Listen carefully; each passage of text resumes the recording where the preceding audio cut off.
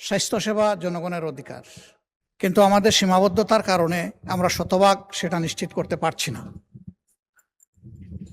এর মধ্যে সরকারি যে সমস্ত প্রতিষ্ঠান আছে সেগুলা তার সীমাবদ্ধতার মধ্যেই সেবা দিয়ে যাচ্ছে। আমাদের দেশে টারশিয়ারি লেভেল স্বাস্থ্যসেবা সরকারিভাবে একটাই, সেটা বাংলাদেশ মেডিকেল বিশ্ববিদ্যালয়। এই জায়গাতে কারা আসে? যাদের সামর্থ্যে কুলায় না, বাইরে প্রাইভেট টারশিয়ারি লেভেলের চিকিৎসা সেবা নেওয়ার, তারা এখানে আসেন। এখন এখানে যদি আবার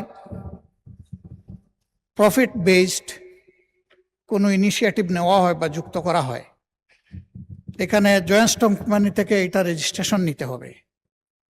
জয়েন্ট স্টক কোম্পানিতে রেজিস্ট্রেশন যারা নেয়, নেচার দুই ধরনের, একটা হচ্ছে বিজনেস বেসড আর একটা হচ্ছে চ্যারিটি বেসড।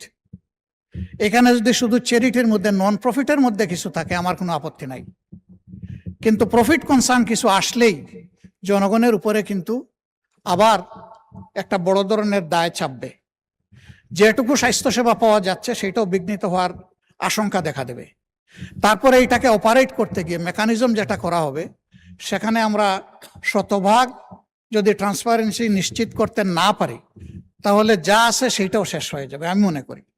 আমার এই ধারণা থেকে আমি অনুরোধ করব যে মাননীয় স্বাস্থ্যমন্ত্রী তার বিলটাই প্রত্যাহার করুন, আরও চিন্তা ভাবনা করে স্বাস্থ্য সংক্রান্ত স্থায়ী কমিটি গঠন হোক, তারা আরও বিবেচনা করে ভবিষ্যতে যদি কোনো জনকল্যাণকর বিল আনতে হয় তাইলে সেটা আনাই যুক্তিসঙ্গত হবে বলে আমি মনে করি। মাননীয় স্পিকার, আপনাকে ধন্যবাদ।